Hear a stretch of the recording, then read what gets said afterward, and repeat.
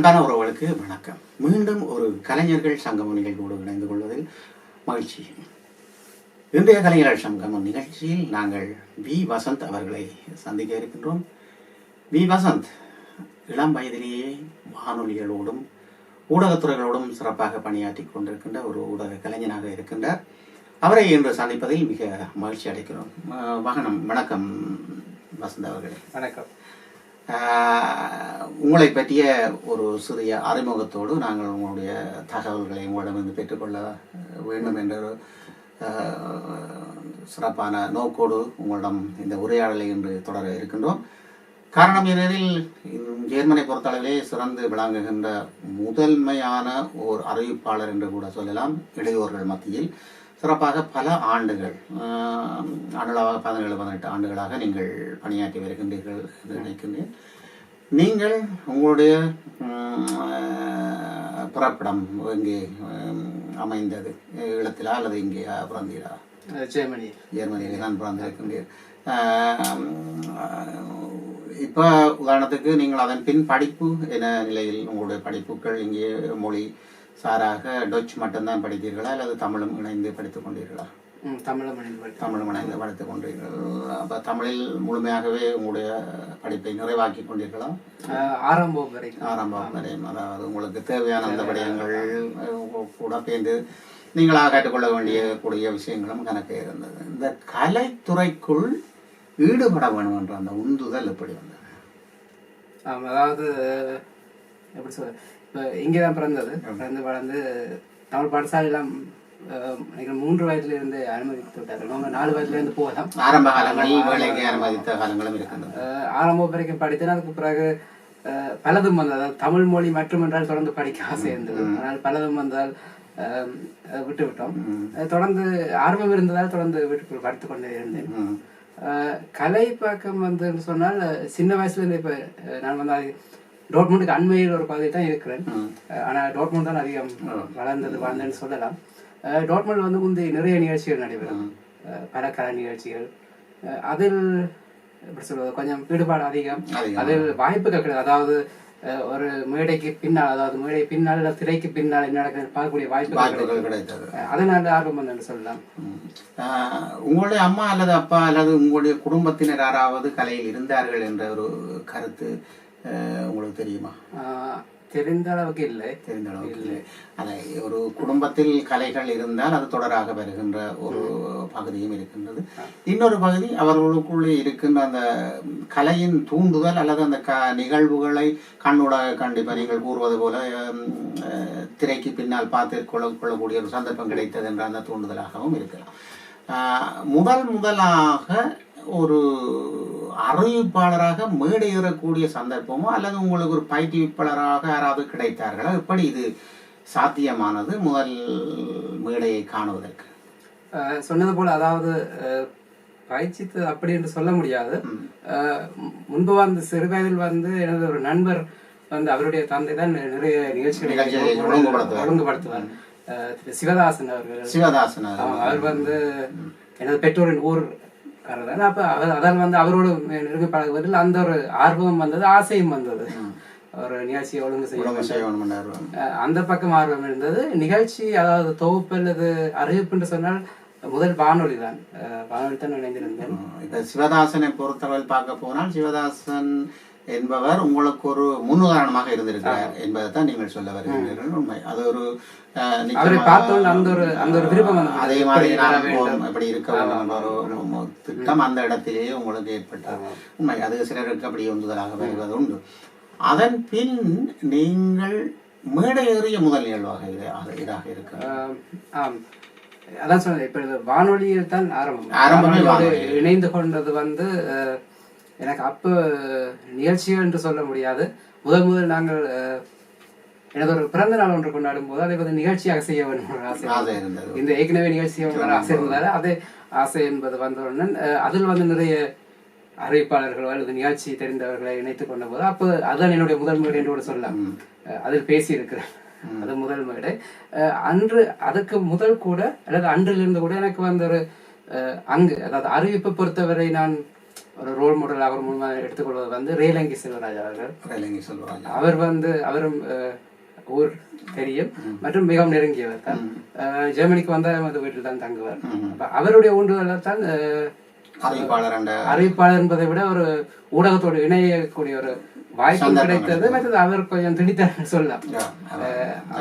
அந்த உந்துதலின் பேரில் நீர் அந்த அதற்குள் செல்லக்கூடிய உங்களுடைய ஆர்வத்தை பார்த்து அவர் அதை பற்றி அதை உள்வாங்கும்படி கூறியிருக்கின்றார். அந்த பக்கம் கொஞ்சம் அந்த இன்ட்ரெஸ்டும் வந்தது. அதே நேரத்தில் வாய்ப்பும் அவரோடாக வந்து என்று சொல்ல இந்த ஆரம்ப காலங்களில் பெற்றோர்களின் ஒத்துழைப்பு எப்படி இருந்தது அல்லது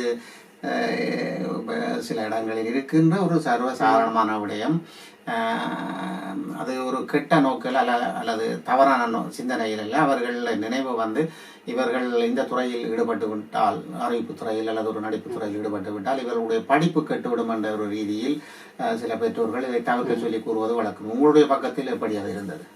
எனது பக்கத்தில் வந்து இப்பொழுது எனது பெற்றோரோ அல்லது எங்கள் வீட்டு பக்கத்தில் வந்து யாருமே கலைத்துறையில் எனக்கு தெரிந்து ஈடுபட்டதில்லை. அதனால் அதன் இந்த பாதிப்பு அந்த அளவுக்கு இப்ப நேரடியா பார்க்காதபடியால் பெரிதாக்கல். அடுத்தது வந்து எனக்கு என்னோட இணைந்தவர்கள் இதில் இப்ப ரேலங்கி செல்வராஜ் அவர்களாக இருக்கட்டும் அல்லது ஏனையவர்கள் கூட ஆதரவு தந்த அனைத்துமே நமக்கு தெரிந்தவர்கள் பழக்கப்பட்ட அவர்கள் கைவிட மாட்டார்கள் என்ற ஒரு நம்பிக்கை பெற்றோர்கள் அதை பெரிதாக என்பது. வானொலிகள் என்ற வரிசையில் முதல் உமக்கு களம் அளித்த வானொலி எது? முதல் என்று சொல்லும்போது இப்பொழுது ஒரு நிகழ்ச்சி நிகழ்ச்சி பேர் எனக்கு தெரியவில்லை. டிஆர்டி தமிழ் வானொலியில் வந்து ஒரு நிகழ்ச்சியில் நான் அப்பொழுது அங்கு அந்த கலையத்தில் பிரான்ஸ்ல இருந்து சில நேர்களோடு பேசும் ஒரு வாய்ப்பு கிடைத்தது. அதான் முதல் வானொலியில் பேசியது என்று சொல்லணும். அந்த வானொலிக்குள் உண்மை கொண்டு நகர்த்தினவர்கள் யார் மூலம் அங்கே செல்லக்கூடியதாக அந்த வாய்ப்பு எனக்கு நான் சொன்னது போல ரேலங்கி செல்வராஜ் அவர்களை அழைக்கும் போதுதான் அவரோட அங்கே சென்ற போதுதான் அந்த வாய்ப்பு எனக்கும் கிடைத்தது, பேசக்கூடிய வாய்ப்பு. உண்மைக்கு அதுதான் நம்முடைய முதல் தாய் வானொலி ஆரம்பித்த அந்த ஒரு நாள் அறிவிப்பாளர் என்று இல்லை, அதில் பல எப்படி சொல்வது, அங்கே சென்றவுடன் அவர் சொன்னார் சரி நீங்கள் பேசுங்களேன். அப்ப வந்து நேர்களோடு அதில் பங்கு பற்றிய அறிவிப்புன்னு சொல்ல முடியாது. அதான் வானொலியின் முதல் சந்திக்கக்கூடிய ஒரு நிகழ்வாக அது அமைந்தது. அதன் பின் எப்படிப்பட்ட நிகழ்வுகளோடு இணைந்து கொண்டீர்கள்? அதன் பின் நான் சொன்னது போல பிறந்தநாள் அது ஒரு நிகழ்ச்சியாக செய்யும் போது அதுக்கு நாங்கள் அழைத்தவர்கள் வந்து அவர்கள் லண்டன்ல இருந்து வந்து நடாமோன் அவர்கள் தெரிந்திருக்கும். அவருடைய வானொலியோடு அவரும் மிகவும் நெருக்கமானவர் தான். அவருடைய வானொலியோடு இணைந்து கொண்டதற்கு பிறகு அதில் தான் நிறைய வாய்ப்புகள் கிடைத்தது. ஆரம்பம் முதல் நடாமோகன் அவர்கள் உங்களுக்கு கொடுத்த அந்த வானொலியின் சிறப்பால் நிகழ்வுகள் செய்யக்கூடியதாக இருந்தது. உங்களுக்கு என்று சொல்லி ஆரம்ப நிகழ்வில் முதல் நாள் நிகழ்வில் செய்த நிகழ்வு என்ன நிகழ்வாக இருக்கும்? முதல் நாள் செய்த அதாவது நிகழ்ச்சி தொகுத்து வழங்கி என்று சொல்லலாம். அது வந்து வானொலியில் வந்து அவர்கள் வந்து அதிகாலை வந்து பக்தி பாடல் போட்டு அதுக்கு பின் பாடல்கள் விரும்பி கேட்கும் ஒரு நிகழ்ச்சி ஒன்று செய்தார். அது கூட தற்செயலாக வந்தேன். அதுக்குன்னு ஒரு அறிவிப்பாளர் இருந்தார். நான் அப்பொழுது வந்து முன்பு இந்த சவுண்ட் விஷயங்கள் அது செய்து கொண்டிருந்தேன் அந்த வானொலி. அவர் திடீர்ந்து வரவில்லை. அதனால் நான் செய்ய வேண்டிய ஒரு கட்டாயம் வந்து அப்படியே அது இங்கிருந்து செய்யக்கூடியதாக இருந்ததா? நான் 2 வருடங்கள் லண்டனில் வாழ்ந்தேன். 2 வருடம் அங்கே வாழ்ந்தபடியால் அங்கே இருந்தே அதை செய்யக்கூடிய. அப்போ ஒலிப்பதிவு துறையிலும் உங்களுடைய ஈடுபாடு இருக்கின்றது. தொடராக பேர்ந்து நிகழ்வொன்று செய்ய வெளிக்கிட்டது அதே நடாமோகன் அவர்களுடைய வானொலி. நீங்கள் உங்களுக்காக தனி அங்கீகாரமாக நிகழ்வுகள் ஏதாவது செய்திருக்கின்றீர்களா? இந்த பேர், அதாவது ஒரு பெயரை குறித்து இந்த பேர் இந்த உரிய நிகழ்வு என்னுடையதான் என்ற ஒரு அங்கீகாரத்தோடு? அப்படி இல்லை. அதில் இருந்த பல நிகழ்ச்சிகளில் நான் அறிவிப்பாளர்கள் பல நிகழ்ச்சிகள் எனது பக்கம் வந்தது. அதை எனக்கேற்ற சற்று மாற்றிக்கொண்ட விஷயங்கள் இருக்கிறது. ஆனால் நிகழ்ச்சி என்று இப்பொழுது எனக்கென்ற ஒரு நிகழ்ச்சி ஆளுமையான நிகழ்வாக அந்த சந்தர்ப்பம் கிடைக்கவில்லை. ஏனென்றால் அவர்கள் அங்கே அந்த நிகழ்ச்சிக்கான தலைப்புகள் வைத்திருந்தபடியால் உமக்கான அந்த சந்தர்ப்பம் கிடைத்திருக்க சாத்தியம். பொதுவாக வந்து அவருடைய நிகழ்ச்சிகள் அனைத்துமே ஒரு கருத்தாளர் சம்பந்தமான நிகழ்ச்சிகள் தான் இருந்தது. அதிலேயே இணைந்தபடியால் அது பின் திரு நடாமோகன் அவர்கள் இங்கே அதாவது டோட்மன் நகரில் மிக சிறந்த நிகழ்வாக பல நிகழ்வுகளை மேடை நிகழ்வாக அதாவது வானொலி சார்பில் நடத்தியதாக கேள்விப்பட்டிருக்கின்றேன். அதில் உங்களுடைய பணி எப்படி இருந்தது? அது வந்து அதான் அது வந்து பொன்மாலை பொழுது என்ற பேரில் நிகழ்ச்சி நடத்தி கொண்டு வந்தார்கள். அவர்கள் லண்டனுக்கு வெளியே, அதாவது ஜெர்மனி லண்டனுக்கு வெளியில் செய்த முதல் நிகழ்ச்சி வந்து நாங்கள் பலர் இணைந்து ஏற்பாடு செய்திருந்தோம். டோட்மண்ட் நகரில் தான் நடந்தது. அதன் பின் 2009ஆம் ஆண்டு வரைக்கும் ஒவ்வொரு வருஷமும் நிகழ்ச்சி நாங்கள் செய்து வந்தோம். கிட்டத்தட்ட 6 வருஷம் ஒவ்வொரு வருஷம் டோர்ட்மூண்டில் தான் அந்த நிகழ்ச்சி நான் ஏற்பாடு செய்து வந்தேன்.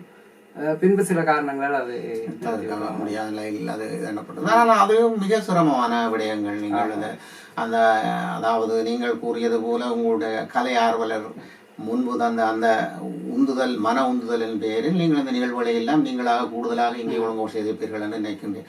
பலர் ஒன்றிணைந்திருந்தாலும் நீங்களாக கூடுதலாக ஒழுங்கு செய்திருப்பீர்கள் என்று பின்புலத்தில் பலர் இருந்தாலும் உங்களுடைய சிறப்பு அந்த சிறப்புகளோடு வானொலியில் பேர்ந்து நீங்கள் தொடர்ந்து பணியாற்றினீர்களா அல்லது எந்த நோக்கில் உங்களோட கலை விடயங்கள் போயிருக்கிறது? 2 வருஷங்கள் லண்டனில் வாழ்ந்தபடியே அந்த நேரத்தில் வாய்ப்பு கிடைத்தது, அந்த சந்தர்ப்பம் வந்தது. பின்பு ஜெர்மனியில் எனது வீட்டில் ஒரு ஸ்டுடியோ செட்டப் செய்து சில காலங்கள் அது செய்திருந்தோம்.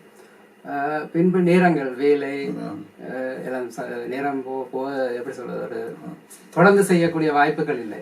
இப்ப வானிலை சொல்லும் போது நாங்கள் குறிப்பிட்ட ஒரு இடத்துக்கு செய்தே ஆக வேண்டும். அந்த வாய்ப்பு வந்து எனக்கு குறைவாக இருந்தது. நேர்களுடன் தொடர்பாடல்கள் இருக்கின்ற நிகழ்வு வந்தபடியால் அது அந்த நேரத்துக்கு நாங்கள் நின்றே ஆக வேண்டும் என்ற அந்த சூழ்நிலையும் இருக்கின்றது. நிச்சயமாக சிறப்பாக நாங்கள் இன்றைய கலைஞர்கள் சங்கம நிகழ்ச்சியில் வி வசந்த் அவர்களுடன் உரையாடி கொண்டிருக்கிறோம். மிக ஆளுமை மிக்க ஓர் இளைஞனாக, பல நிகழ்வுகளை ஒழுங்கமைத்த இளைஞனாகவும், பல ஊடகங்களில் சிறப்பாக பணியாற்றி வருகின்ற அவராகவும், எஸ்எஸ் தமிழோடும் இணைந்திருக்கின்ற ஒரு அன்பராகவும் நாங்கள் இன்றைய நிகழ்வில் கலைஞர்கள் சங்கமத்தில் நேர்காணல் கண்டு கொண்டிருக்கின்றோம்.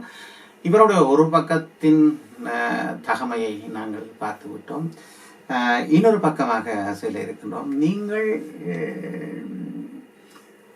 ஒலி வடிவில் இருந்தது பேருந்து ஒலி வடிவில் இருந்தது ஒளி வடிவுக்கு திரும்பி வந்து விட்டீர்கள். அதன் மூலம் கூட நீங்கள் பல ஆளுமைமிக்க எங்களுடைய இளைஞர்களை நேர்காணல் செய்து அது யூடியூப் மூலமும் நாங்களும் எங்களுடைய தொலைக்காட்சி மூலமும் அதை ஒளிபரப்பு செய்திருக்கின்றோம்.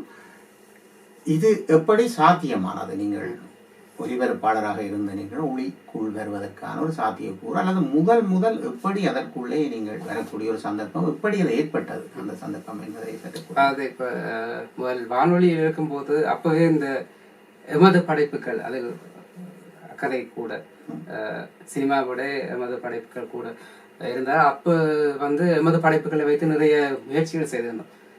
உதாரணத்துக்கு நிகழ்ச்சி வடிவம் எல்லாருக்கும் தெரிஞ்சிருக்கும், ஒரு பாடலை போட்டு அதன் சொற்களை வைத்து தேடுவார்கள். அந்த நிகழ்ச்சியெல்லாம் எமது படைப்புகளை வைத்து நாங்கள் செய்திருந்தோம். அப்ப எனக்கு வந்து நிறைய எமது இளையோரின் கிடைத்தது.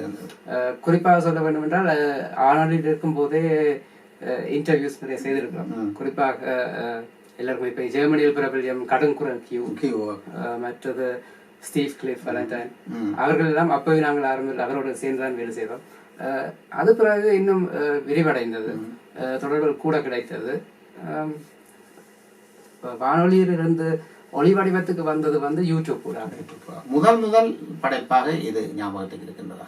முதல் படைப்பு வந்து நான் அந்த பணியாற்றிய வானொலியில் தான், அதில் வந்து வெப் டிவி வடிவமாக அதில் வந்து சில நிகழ்ச்சிகள் நான் அதுக்காக தயாரித்திருந்தேன். குறிப்பாக வந்து இப்பொழுது இங்கே டோர்ட்மூண்டில் இருக்கும் சில உருவங்கள், சிலைகள், ரோட்ல நிறைய வடிவங்கள் இருக்கு. அதை தேடி என்பது என்ன, நமக்கு போகும்போது பார்த்தது அப்படி வித்தியாசமான சிலை வடிவங்களை பற்றி அதை வந்து ஒளிப்பதிவு செய்தோம். இது வந்து ஒரு iPhone 6 அப்போ வைத்திருந்தேன். அதில் வந்து அந்த குவாலிட்டி வந்து எனக்கு இந்த வெப் டிவி போடக்கூடிய அளவுக்கு இருந்தது. அதனால பதிவு செய்தோம். அப்ப எனக்கு வந்து நான் தேடும் போது எனது இளையோர் பக்கத்தில் வந்து நான் நினைத்த மாதிரி செய்ய திறமையானவர் நிறைய பேர் இருக்கிறார்கள். நான் நினைத்ததை செய்வதற்கு ஒருவர் முன்வரவில்லை என்று சொல்றேன். முன்வரவில்லை, இல்லை வந்தவர்கள் நான் நினைத்ததை செய்ய முடியும். அதனால் நானே அதை செய்தேன். அது நான் நினைக்கின்றேன் இந்த கை வடிவத்தில் இருந்த ஒரு பதிவு கூட நீங்கள் யூடியூப்ல ஏற்றி. ஆமா ஆமா ஆமா, அது கை வடிவத்தில் இருந்தது. அதுக்கான ஒரு கேள்வியோட அது எனக்கு வந்து ஒரு ஊடுதலாக இருந்தது, உற்சாகப்படுத்தியது என்று சொன்னால் அது நான் அதில் அது வந்து ஸ்டேஷனுக்கு பின்புறம் போஸ்ட் ஆபீஸ் பக்கத்தில் அந்த கை வடிவத்தின் பக்கத்தில் எப்போது நடந்து போகும்போது அதை பார்ப்பேன். என்ன எண்ணத்தோடு செய்திருக்கார்கள். அப்பதான் அதை பதிவு செய்து அது வெளியாயினவுடன் வந்து எனக்கு அதை செய்தவரை சந்திக்கும் வாய்ப்பு கூட கிடைத்தது. அதனால அந்த விஷயங்கள் அறிந்து கொண்டேன். அதனால் அந்த முயற்சியில் தொடர்ந்து ஈடுபட்டோம். எனக்கு ஒரு நண்பர் ஒருவர் சாருகாஸ் என்று சொல்லி அவர்தான் ஒளிப்பதிவு செய்வார். அவரை பற்றி எனக்கு சொல்வதில்லை, அவர் ஒளிப்பதிவு செய்வார். நான் அப்போ அந்த ஐபோனுக்கு சொல்லி ஒரு மைக் கொண்டு அது வாங்கி நாங்கள் அதில் எல்லாம் பதிவு செய்தோம். நன்றாக அது ஒரு ஒரு உந்துதல் என்று சொன்னால் வானொலியின் பின் பேருந்து ஒளிப்பட வடிவில் நீங்கள் வந்தது. முதல் இது பதிவுகளை செய்ததன் பின் முதல் எங்களுடைய இளைஞர்களை நீங்கள் நேர்காணல் செய்தது என்ற உங்களுக்கு ஞாபகம் இருக்கின்ற முதல் பதிவு எதுவாக இருக்கு? யாராக இருக்கு முதல் பதிவு என்று சொன்னால் பரமசுதன் என்ற அவர் இங்க ஜெர்மனியில் DSDS என்ற போட்டி நிகழ்ச்சி, பாட்டு போட்டி நிகழ்ச்சியில் பங்கு பெற்றவர். தொலைக்காட்சியில் கிட்டத்தட்ட சூப்பர் சிங்கர் போல ஜெர்மன் தொலைக்காட்சி நடைபெறும் நிகழ்ச்சி அதில் பங்கு பெற்றவர். அவரை ஒரு இணையதளத்துக்காக, அப்பொழுது ஒரு இணையதளம் தமிழ் ஆர்டிஸ்ட் ஏரியான்னு சொல்லி ஒரு இணையதளம், அவர்கள் கேட்டுக்கொண்டு அவர்களுக்காக அந்த இன்டர்வியூ செய்திருந்தார். அதுதான் முதல் செய்தது. அந்த இன்டர்வியூ எப்படி சொல்றது, உடனே நிறைய கிளிக்ஸ் வந்தது, நிறைய பேர் பேசினாங்க. அதனால் அது தொடர்ந்தோம். அதன் பிறகு கடம் குரலை நேர்காணல் செய்திருக்கின்றனர் பலரை. அதில் உங்களுக்கு ஞாபகப்படுத்தக்கூடிய அளவுக்கு அதன் பின் குறிப்பாக சொல்லலாம். அதன் பின் அந்த ஒரு இன்டர்வியூ அது செய்த பின் இரண்டாவது அப்போ கொஞ்சம் இன்ட்ரெஸ்டாக இருக்கும் என்றால் ஒன்று நன்றாக இருக்கலாம். அடுத்தது நாங்கள் சோஃபியா அக்காரான்னு சொல்லி ஒரு மலையாள பாடகி, அவரும் அந்த DSDS நிகழ்ச்சி பாடியிருந்தார். அவர் சுவிஸ் நாட்டை சேர்ந்தவர். அவரை சந்திக்கும் வாய்ப்பு கிடைத்தது. அது டொச்சில் செய்திருந்தோம் அந்த நிகழ்ச்சி, அந்த இன்டர்வியூ. அதுவும் கொஞ்சம் எடுபட்டவுடன் தான் பிறகு எல்லோரையும் அவர்களாக வரத்துலாங்க. நிறைய கலைஞர் என்னென்றால் நமது கலைஞர் ஒரு பழக்கம், நீங்க சிறப்பாக செய்த இல்லாட்டி கூப்பிட்ட வர மாட்டார்கள். அதனால் அதுல கொஞ்சம் அதுக்கு பிறகு பலர், டானியல் ஜோகதாஸ், கடுங்குரல் கியூ, வசந்த் செல்லத்துறை, அப்படி பலரும் இணைந்திருக்கிறார்கள். CJ ஜெயமணி அவரெல்லாம் பிரபல்யம். பல அரங்க நிகழ்வில் உள் சென்று அந்த அரங்கில் பங்கு பெற்ற வந்திருந்தவர்களை கொடுத்து நீங்கள் நான் பார்த்திருந்தேன். அது ஆரம்பித்தது ஆட்டமா பாட்டமா நிகழ்ச்சி பொன் நகரத்தில் நடைபெறும். கடங்குற கியூ அவர்கள் எல்லாம் இணைந்து நடத்தும் அங்க இருக்கும் இளையோர்கள் நடத்தும் நிகழ்ச்சி. எனக்கு அவர்களோட ஒரு நட்பு இருப்பதால் அவர் கேட்டுக்கொண்டார், இது இப்படி செய்ய விருப்பம் இருந்தால் செய்யலாம்னு சொல்லி. எப்பவுமே கிடைக்கிற வாய்ப்பை விட வித்தியாசமாக இருந்தது. வந்த இடத்தில் அவர்களை அந்த இடத்திலே அந்த களத்தில் அந்த மேடை அண்மையில் வைத்து நேர்கண்டு போட்டிருந்தது ஒரு வித்தியாசமான ஒரு பதிவாக. ஒன்று என்னென்றால் நிறைய வெளியிலிருந்து வந்திருந்தாங்க. அவர்களை சந்திப்பும் கிடைக்குமோ கிடைக்காதுன்னு தெரியாது. அடுத்தது பொதுவாகவே என்னை பொறுத்த வரைக்கும் இப்பொழுது கிடைக்கும் வாய்ப்பை எப்பொழுதுமே விடக்கூடாது. அதனால் அந்த முயற்சியில் ஈடுபட்டிருந்தோம். அது அவர்களுக்கும் வித்தியாசமாக, அதாவது பிடித்திருந்தது, அந்த வந்திருந்தவர்களுக்கும் எனக்கும் ஒரு வித்தியாசத்தை தந்தது. நிறைய பாராட்டு அந்த பதிவு கிடைத்தது. ஆமா, அது ஆட்டமா பாட்டமா நிகழ்ச்சி. பல நிகழ்ச்சிகள் அப்படி செய்திருந்தோம். சிறப்பாக பல நிகழ்வுகளோடும் பல திறமையாக நாங்கள் உரையாடிய போது 2003ஆம் ஆண்டு நம்முடைய கலைப்பயணம் தொடர்ந்திருக்கின்றது இல்லையா? 17 ஆண்டுகளாக சிறப்பான கலைப்பயணத்தோடு என்ன வேலைப்பழக்கள் இருந்தாலும் இருந்த கலைப்பயணத்தை விடாமலுக்கு உண்மையில் அது ஒரு எங்களுடைய ஈழத்தமிழருக்கு கிடைத்த ஒரு வரப்பிரதாசமாக சொல்லலாம். நீங்கள் ஒரு இளைஞனாக இருந்து இப்பொழுது நடத்துகிற வயதுக்கு வந்து விட்டீர்கள் சிறுவராக துவங்கி 17 ஆண்டுகள் என்பது மிக பெரிய ஒரு அளவுக்கான வருடங்கள் நீங்கள் கலைப்பணிக்காக பணியாற்றி இருக்கின்றீர்கள். இன்னும் சிறப்பாக எண்ணத்தை நீங்கள் இப்பொழுது இந்த வருகின்ற 20ஆம் தேதி கூட ஒரு சிறப்பான நிகழ்வை இங்கே டோர்மனோடு ஓடி இருக்கின்றீர்கள். அந்த சிறப்புக்கும் வாழ்த்துக்கள். அதன் சிரமங்கள் எப்படி இருந்தது? இப்பொழுது நான் ஏற்கனவே சொன்னது போல, அதாவது நமது கலைஞர்கள் சொல்லும்போது இப்ப பிள்ளையாக சொல்ல வேண்டும் இல்லை, ஒரு நல்ல விஷயம். அதாவது இப்ப பாத்தீங்கன்னா எல்லா நிகழ்ச்சியுமே பிரமாண்டம். முன்பு சில திரைப்படங்கள் தான் பிரமாண்டம், இப்ப வறுமை இல்லாத அதே போல நிகழ்ச்சிகளும் எல்லாம் பிரமாண்டம் தான். ஒரு சின்ன நிகழ்ச்சி என்று சொல்லும் அளவுக்கு அப்படி இல்லை. என்னை பொறுத்தவரை எனக்கு இதில் தெரியவில்லை எது சரி என்று சொல்ல முடியாது. ஆனால் இந்த பிரம்மாண்டம் என்பது தேவையான ஒரு கேள்வி வந்தோம். அதனால தான் நாங்கள் ஒரு நிகழ்ச்சி செய்வோம். பிரம்மாண்டம் இல்லை, பிரம்மாண்ட கலைஞர்கள் வருபவர்களை ஏற்றுக்கொள்வோம், பின் செல்ல வேண்டிய அவசியம் இல்லை என்று பட்டது. அதுபோலதான் இப்பொழுது இங்க இருக்க, அதாவது இப்ப இன்டர்வியூஸ் கூட நிறைய நீங்கள் அண்மையில் பார்த்திருக்க மாட்டீங்க. ஏனென்று சொன்னால் நிறைய கேள்விகள் வருகிறது. முன்பெல்லாம் அப்படி இல்லை. முன்பு அந்த கலைஞர்களும் அதை ஒரு வாய்ப்பா தான் பார்த்தாங்க. இப்ப வந்து வாய்ப்பா யாரும் பாக்குறது இல்லை. இப்பொழுது பல பக்கங்களில் இணைப்புகள் இருக்கின்றன.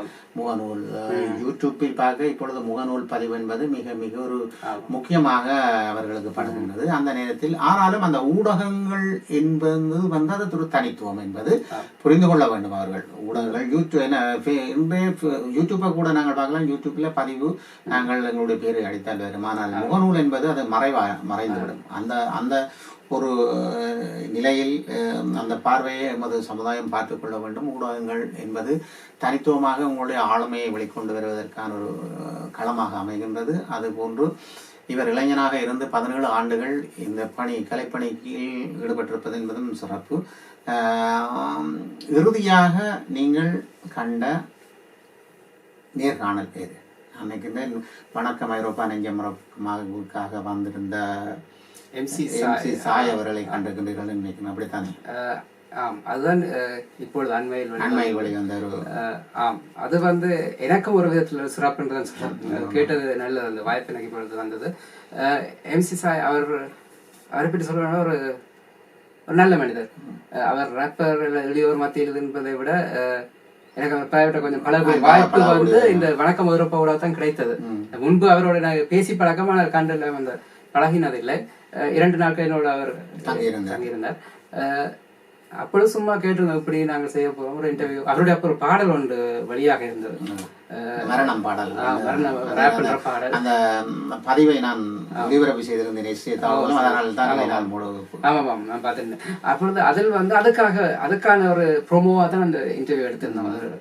குறிய நேரம் தான். அதில் அவருடைய ஆன்சர், அதாவது பொதுவாக மற்ற கலைஞர்களோடு நான் பிரித்து பார்ப்பது என்னன்னு சொன்னால், ஒன்று அவர் தானே அதை வெளியிட்டிருந்தார். பல கலைஞர்கள் செய்வதில்லை. மற்றும் ஆதரவு அவரோட தான் அந்த இன்டர்வியூ எப்படி சொல்ற பிரபலியமானது என்றால் அவருடைய முழு முயற்சி தான். மற்றும் அந்த எடிட்டிங் கூட பொதுவாக நான் தான் என்னுடைய இன்டர்வியூஸ் எல்லாம் எடிட் பண்ணேன். அது கூட அவர் சில கரெக்ஷன் எல்லாம் சொல்லியிருந்தார், இப்படி செய்தா நல்லா இருக்கும். அதே போல அந்த பாடல் வெளியாக்கும் முதலே எனக்கு அந்த பாடல் தந்து விட்டார், இதே பின்னணியில் போடுங்க. அப்படிப்பட்ட விஷயங்கள் செய்வதில்லை. அதனால அந்த இது பிடித்துக் கொண்டு அது எனக்கும் ஒரு வளர்ச்சியாக இருந்தது. மற்றது அந்த வாய்ப்பும் வாய்ப்பு கிடைக்குமா தெரியாது. அதனால் உண்மையில் நிச்சயமாக எங்களுடைய கலைஞர்கள் படைப்பானது சிறந்து மெழுந்து நிற்பதற்கு இன்றைய காலகட்டங்களில் அவரவர்களின் சொந்த முயற்சி, அதாவது நீர் உண்மையை பார்த்துக் கொள்ளலாம், நீர் உமது சொந்த முயற்சியால் தான் இன்று இந்த கலைத்துறையில் வளர்ந்து நிற்கின்றது. இது போன்று MC சாயாக இருக்கட்டும் அல்லது மற்றவர் கடம்புரலாக இருக்கட்டும், இவர்கள் எல்லாம் தங்களுடைய சொந்த பண முதல் வீட்டிலும் தங்களுடைய முயற்சிகளிலாலும் அது நான் பார்க்கக்கூடியதாக இருந்தது. MC சாய் அவர்கள் சொல்லியிருந்தார், சோனி கம்பெனியுடன் மற்ற சன் டிவி அவைகளுடன் கதைச்சு அந்த பாடலில் மரணம் பாடலை தான் செய்வதற்காக அவர்களும் ஓமொன்று சொன்னபடியால் தான் அதை செய்யக்கூடிய ஒரு உந்துதல் ஏற்பட்டதென்ற விஷயத்தையும் சொல்லியிருந்தார். அது போன்று அவரவர்களாக தங்களுடைய கலைப்பயணத்தை தொடர்ந்து கொண்டிருக்கின்ற இந்த காலம் என்பது எமது கலைஞர்கள் இன்று ஓரளவுக்கு சிறப்பாக விளைந்து நிற்கின்ற அளவுக்கும் இருக்கின்றது. அன்று நாங்கள் முழுமையாக இந்திய கலைஞர்களை நம்பியிருந்த காலங்கள் போய் இன்று இளத்து கலைஞர்கள் அங்கீகாரத்தோடு நடனமாக இருக்கலாம், பாடலாக இருக்கலாம், தங்களை அங்கீகாரப்படுத்தக்கூடிய ஒரு காலகட்டம் வந்திருக்கின்றது. இதனும் சிறக்க வேண்டும் என்பதன் நோக்கமாகவே நாங்கள் இந்த ஊடக பணியை கூட செய்து வருகின்றோம். இந்த ஊடக பணி என்பது வி வசந்த் அவர்கள் கூட எங்களோடு இணைந்திருக்கின்றார். வி வசந்த் இன்றைய கலைஞர்கள் சங்கமத்தில் இணைந்திருந்தாலும் வி வசந்த் அவர்கள் STS தமிழோடு இணைந்திருக்கின்ற ஒரு அன்பராக இருக்கின்றார். இவருடைய தொடர்புகள் அல்லது இவருடைய நிகழ்வும் வர இருக்கின்றது என்பதை இந்த வேளையில் குறிப்பிடுவோம். மேலதிகமாக என்ன கூற விரும்புகின்றீர்கள் எமது இளங்கலைஞர்களுக்கு? இப்பொழுது நான் எப்படி எடுத்துக்கொள்வது போல, அதாவது வாய்ப்புகள் வந்து எப்படி சொல்ல, ஒரு முறைதான் கதவை தட்டு. அதை வந்து நிறைய பேர் வந்து தெரிந்து கொள்வதில்லை. இது வாய்ப்பா? இப்ப எனக்கு கூட சில வேலை அந்த பிரச்சனை இருக்கு. நான் யோசிப்பேன், இது வாய்ப்பாக எடுக்கலாமா எடுக்கக்கூடாதா என்ற அந்த பிரச்சனை இருக்கு. ஏன்னா நிறைய இடங்கள் பார்த்துருக்கிறோம். இப்பொழுது உதாரணத்துக்கு நீங்கள் ஒரு இன்டர்வியூக்கு அழைக்கிறீங்கன்னு முதலாவது கேள்வியாக வரும், உங்களுக்கு டிவி எத்தனை பேர் பார்க்கணும். அப்படிப்பட்ட கேள்வியெல்லாம் தவிர்த்து கொள்ளலாம். ஏனென்றால் எத்தனை பேர் என்பதை விட இது வந்து என்ன எனக்கு தெரிந்து இந்த என்னோட இணைந்து பயணிக்கும் கலைஞர்களுக்கு வந்து இந்த பக்கம் இது ஒரு வேறொரு தளம். இங்க இருக்கும் பார்வையாளர்கள் வேறு பார்வையாளர்கள். அதனால அந்த வாய்ப்பை வந்து பயன்படுத்திக் கொள்வது சிறப்பு நினைக்கிறேன். இதில் நிறைய கலைஞர்கள், அதாவது இனி வரும் கலைஞர்கள் கூட அவர்களுக்கு சில உதாரணமாக எடுத்துக்கொள்ளலாம். அந்த வாய்ப்புகளை பயன்படுத்த வேண்டும், தெரிந்து கொள்ள வேண்டும் எது வாய்ப்பு என்பதும். மற்றபடி எல்லாம் சிறப்பாக தான் செய்கிறார்கள். இப்பொழுது இணையதளத்தில், அதாவது முன்பு நீங்க சொன்ன போல யூடியூப் ஒரு காலத்தில் இருந்தது, இப்பொழுது இருக்கிறதா அந்த பேர் போய் அடுத்தது ஃபேஸ்புக், இப்போ இன்ஸ்டாகிராமில் தான் எல்லோருமே. அது இருந்தால் ஒரு ப்ரோமோட்டர் எதுவுமே தேவையில்லை. அதனால தான் நிறைய கலைஞர் முன்பெல்லாம் பார்த்தீங்கன்னா ஒரு வெப்சைட் இருக்கும், ஒரு வெப்சைட்ல அவர் அந்த வெப்சைட் நடத்துவர் வந்து எல்லாருடைய பாடல்களும் போட்டால் தான் அந்த பாடல் பிரபலியமாகும். இப்ப அப்படிப்பட்டாக்கள் தேவையில்லை. அதனால நிறைய மாற்றங்கள் இருக்கிறது உண்மை. ஆனாலும் இன்னொரு பக்கமாக நாங்கள் ஒரு ஊடகம் சார் பார்வையாக பார்ப்போமாக இருந்தால், ஒருவர் தனது பாடலை சுமாராக ஒரு பதிவில் ஏற்றி விடுவதில் பார்க்க, ஒரு ஊடகம் அதற்கான கருத்துக்களோடு வெளியிடுவதன் மூலம் இன்னும் இந்த பாடல்களுக்கான சிறப்புகள் மேலோங்கும் ஒன்று. இரண்டாவது பகுதியாக அவருடைய படைப்புகளை எத்தனையோ பேர் பார்ப்பதற்கான ஒரு சந்தர்ப்பங்கள் ஏற்படும். இதனால் ஊடகங்களையும் நாங்கள் கைகழுவி விட முடியாது. ஊடகங்களோட சிறப்பு தான் இன்றைக்கும். இன்று நாங்கள் அது ஐரோப்பிய ரீதியில் அல்லது உலக நாடுகள் ரீதியில் பார்ப்போமாக இருந்தால், இந்த முகநூலோ அல்லது மற்ற பொருளோ இருக்கின்றாக்காண்டி ஊடகங்களை மூடிவிட்டார்களா? இல்லை. ஊடகம் தனது பணியை செய்வதற்கு இவர்கள் சிலர் தாங்கள் செய்த விஷயங்களை கொண்டு வரலாம் ஒழிய முழுமையான பணி ஊடகத்திடம் தான் இருக்கிறது. ஊடகங்கள் நல்ல விடயங்களை செய்ய வேண்டும். இளையோரை இனங்காணவனும், இளையோரை இனங்காணும் பதில் நாங்களும் மிக சிறப்பாக உங்களிடம் அந்த பணியை ஒப்படைத்திருந்தோம். இளையோர்களை இனங்கண்டு எஸ்எஸ் நம்மளுக்காக நீங்கள் நேர்காண வேண்டும் என்ற அந்த கருத்தையும் அதையும் நீங்கள் இந்த நேரத்திலே உங்களை மீண்டும் ஒரு முறை அதற்கான கருத்தையும் நான் கூறிக்கொண்டு, இன்னும் சிறப்பாக இளையோர்கள் தரப்பில் உண்மையிலேயே இணைந்து செயலாற்ற வேண்டும் என்ற ஒரு பக்கமும் இருக்கின்றது என்பதையும் நான் கூறிக்கொண்டு, எங்களுடைய கலைப்படைப்புகள் இன்னும் முடிய வேண்டும் என்பதையும் கூறிக்கொண்டு, உங்களுடைய பணியும் சிறப்பாக இன்னும் தொடர வேண்டும், சிறப்புற தொடர வேண்டும் என்ற அந்த வாழ்த்துக்களையும் கூறிக்கொண்டு எஸ்எஸ் தமிழோடாக இன்றைய கலைஞர்கள் சமூகத்தில் மேலதிகமாக என்ன சொல்லி நிறைவாக்க இருக்கின்றீர்கள்? ஆமாங்க, நீங்க சொன்னது போல அதாவது ஊடகங்களை வந்து புறக்கணிக்க முடியாது என்றால் அதில் நான் சொன்னது போல அது ஒரு வேறொரு பக்கம். ஆமாம், அதனால் இணைந்து கொள்ளலாம். நீங்கள் இப்போ கேட்டது போல எனது பக்கம் பல முறை கூறியிருக்கிறீங்க தான். இப்பொழுது ஒரு வாய்ப்பு வந்து நான் கூட ஒருவரை கூட்டிக் கொண்டு வர வேண்டிய அவசியம் இருக்கிறது. இல்லை, ஒரு கலைஞரை அப்படி ஒரு கலைஞர் அழைத்து கொண்டு வரும்போது அவர் கேட்கும் கேள்விகளுக்கு பதில் சொல்வதில் எனக்கு ஆர்வம் இல்லை. அதனால தான் அந்த பக்கம் பொதுவாக இப்பொழுது எஸ்டிஎஸ் தொலைக்காட்சி மட்டுமில்லை, எனது யூடியூப் சேனல் பார்த்தா கூட இப்போ அண்மையில் எந்த இன்டர்வியூஸ் என்று சொன்னால், ஒரு காலகட்டத்தில் வந்து நாங்கள் அவர்களை உற்சாகப்படுத்த வேண்டும் என்று பின்னால் சென்றோம். பின்பு வந்து கேள்வி வந்தது, ஏன் நீங்கள் ஊடகத்தை தேடி வரக்கூடாது என்ற கேள்வி எனக்குள்ள எழும்பியது. அதை சில கலைஞர்களுக்கு சொன்னேன், எப்பவுமே ஊடகம் உங்களை தேடி வரதை நீங்க தேடி வாருங்க. அந்த ஒரு வேறுபாடு இருக்கிறது. நிச்சயமா இந்த இடத்தில் நானும் ஒரு கருத்தை கூற விரும்புகிறேன். என்று சொன்னால், எங்களிடம் சிலர் கேட்டார்கள், நீங்கள் வந்து பதிவுகளை எடுத்து தமிழ் தொலைக்காட்சியில் போடுவீர்களாங்க. நாங்கள் அவர்களுக்கு கூறப்பட்ட, எங்களுடைய நிர்வாகத்தின் ஊடாக கூறப்பட்ட விடயம் அது நேரம் நாங்களும் கதைத்திருந்தோம் ஏற்கனவே.